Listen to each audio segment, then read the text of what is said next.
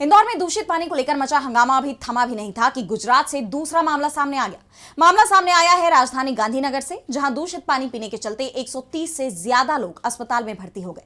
प्रशासन की शुरुआती जांच में मामला दूषित पेयजल सप्लाई का ही बताया गया है। गांधीनगर में दूषित पेयजल के मामले में बीजेपी के गुजरात मॉडल की भी पोल खुल गई है।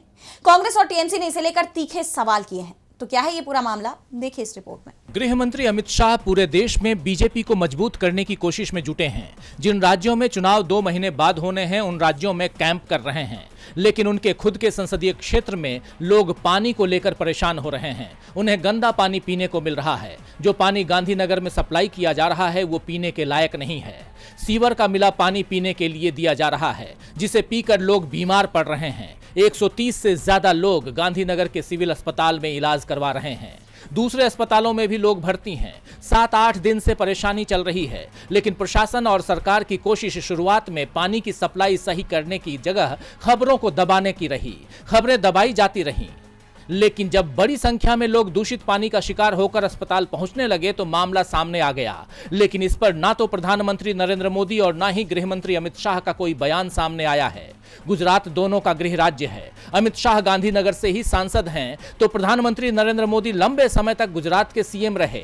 गुजरात के सीएम रहते हुए ही उन्होंने दिल्ली में पीएम तक का पद हासिल किया। खबर तो यहां तक आ रही है कि गांधीनगर में लोग बीमार पड़ रहे हैं तो सांसद अमित शाह पश्चिम बंगाल और तमिलनाडु का दौरा कर रहे हैं, क्योंकि इन राज्यों में चुनाव का ऐलान कुछ दिन बाद होना है। इसीलिए गुजरात की जगह फोकस तमिलनाडु और पश्चिम बंगाल पर दिख रहा है, जबकि गांधीनगर में लोग परेशान दिखाई दे रहे हैं।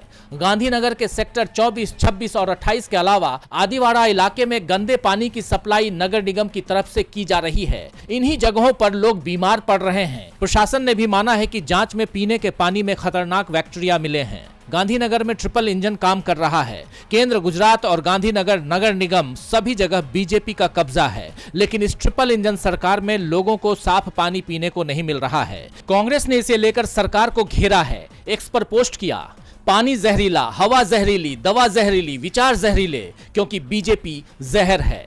इसके अलावा कांग्रेस ने एक और ट्वीट किया है, जिसमें कहा है कि बीजेपी लोगों के घरों में जहर बांट रही है और सवाल पूछने पर उसे फोकट का सवाल बता रही है। हमारा बीजेपी से सीधा सवाल है कि क्या ये जहरीला पानी बीजेपी के नेता, मंत्री और खुद नरेंद्र मोदी पी पाएंगे?